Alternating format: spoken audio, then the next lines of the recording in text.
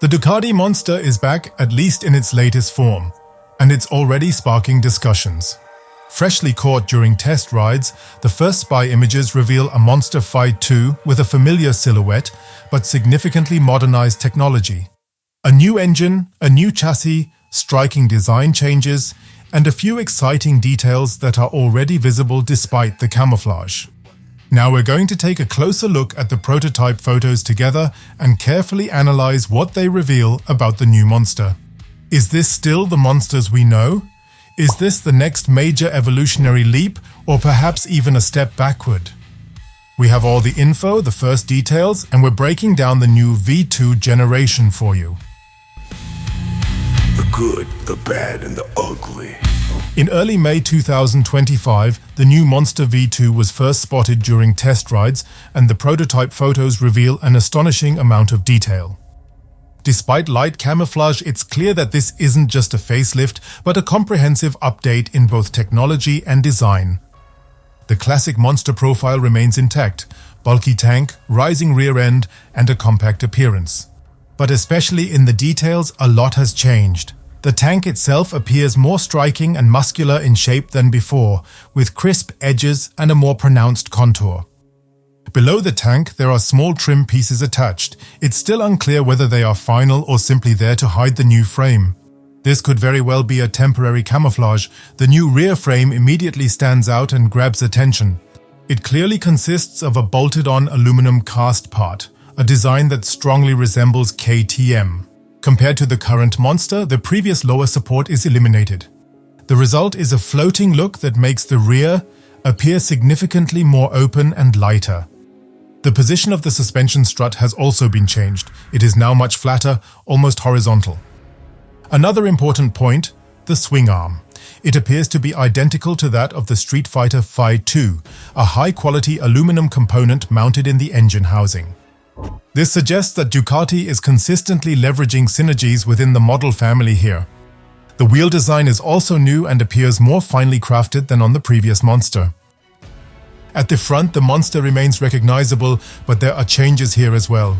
The headlight retains its oval shape but is slightly more elongated vertically than in previous versions.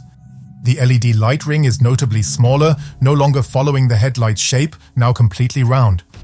It seems like a cover is partially obscuring the final design. Exciting to see what might be hiding underneath. The cockpit appears without a visible windshield. Either it was intentionally left out during the test drives, or it was designed in a much more minimalist way, meaning the back of the dashboard was simply shaped accordingly. The mirrors retain the familiar basic shape with robust arms, but their backs are now clearer and more straightforward, giving them a slightly more technical and less playful appearance overall. Matter of taste. And for the exhaust, two simple stacked tailpipes, functional but not typically Ducati in terms of visual appeal. Here too, one can anticipate a later revision. Ducati is renowned for their beautifully designed exhaust systems, so this prototype is likely not the final word. A taillight is not visible, as a measurement case has been mounted in that spot. It's likely integrated with the turn signals, just like on other models, making it subtly incorporated. But what's technically under this new shell, and how much Panigale and Street Fighter is actually in the new Monster? At the core lies the new V2 with 890 cubic centimeters, a centerpiece that's already being used in several current Ducati models. In the Panigale, the Multistrada, and the Street Fighter V2. For the new Monster V2, Ducati is adopting a proven engine that has already demonstrated its versatility across different models. From a technical perspective, it is a completely new development that does away with the traditional desmodromic system. Instead, Ducati relies on a double overhead camshaft valve train with overhead camshafts and valve return via springs. More maintenance-friendly and lighter, at 54.4 kilograms, the engine is notably compact, says the manufacturer. The Monster hits 120 horsepower at 10,057 revolutions per minute and 93.3 Newton-meters at 8,250 revolutions per minute, like the Street Fighter V2. Means the new is more powerful than the 937 with 111 horsepower. So Ducati manages to make a small but noticeable leap in performance here. Interestingly, with the Streetfighter or Panigale V2, a performance boost up to 126 horsepower can be achieved with an optional racing exhaust, paired with a weight reduction of 4.5 kilograms.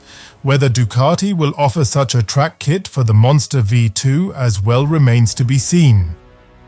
Ducati remains committed to a modern frame design, opting for an aluminum monocoque that is directly bolted to the engine, moving away from the traditional trellis frame approach. This chassis concept was first introduced on the Panigale V4 and is now utilized across several different models. It allows for an especially compact design and high stiffness.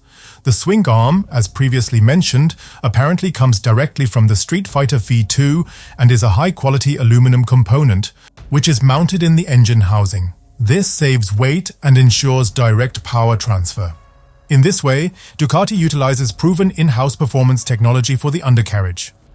But despite all the technology, does the new Monster still feel like a monster, or does it lose its character? The Ducati Monster has history and a loyal fan base. Since its introduction in 1992 and its series launch in 1993, it has stood for a purist concept. A sporty, naked bike featuring a V2 engine, a compact build, and a design that channels an urban muscle machine rather than a classic super sport bike. The first Monster was a child of its time, but also a revolution, as it practically invented the modern naked classic all on its own. Over the decades, the trellis frame has remained the defining feature of the Monster, alongside desmodromic valve actuation, a technology that has long been a hallmark of Ducati motorcycles. Both are now history with the new Monster V2, yet the question remains, has it stayed true to its spirit? Visually, it's unmistakably a monster. The brawny tank, now more muscular than ever, the short, sharp tail and the exposed engine make it clear Ducati stayed true to its design. The clean look, the clear design language, and the emphasized mechanics continue to focus on that raw, functional style that has thrilled fans from the very beginning. Technically, much has changed. The engine no longer uses desmodromic valves, and the frame replaces the steel trellis with a modern aluminum monocoque. Added to this are the assistance systems, revised ergonomics, a flat suspension strut, and the floating rear end, all signs of evolution, but not a complete departure. The new Monster isn't a retro machine, rather it's a contemporary interpretation of its roots. Those who are into the classic concepts might miss the simplicity of the old models. But those open to technological progress and a clear design language are likely to see in the V2 a worthy continuation of the legend. The Monster has always been adaptable, and that remains true in 2026. But how does it fare compared to the competition from KTM, Yamaha or Triumph? The middleweight naked bike class is tight. Yamaha MT9 SP, Triumph Street Triple RS, KTM 890 Duke R, all pack over 115 horsepower and solid tech. The new Monster V2 slots into this category, but in its own unique way. It brings Italian design, V2 character, and likely a comprehensive electronics package once again. Ride-by-wire, riding modes, cornering ABS, traction control, quick shifter, likely all of it included again. Ducati is expected to position the price strategically between the Monster 937, starting at €12,700, and the Streetfighter V2 at €15,500, likely landing around €13,500 to €14,000. But will it remain a single model, or is Ducati already planning additional versions for 2026? As always with Ducati, the base model won't be the end of it. A Monster Plus with some extra features is likely. Similarly, an S version with better suspension components, lighter wheels and sportier parts. Perhaps we'll also see a special edition with retro paintwork or a carbon package. The official reveal is expected at the Ducati World Premiere, so towards the end of 2025. Sales launch then in spring 2026, just in time for the season. Conclusion, evolution with a clear direction. The new Ducati Monster V2 isn't just an update, it's the next level for the Monster series. Lighter, more modern, technically refined, and yet you recognize it instantly. Yes, it's a monster. A new one, but far from ordinary. Now, there's just one question that still remains unanswered. Is this the monster you've been waiting for, or is it losing too much of its original character and core identity?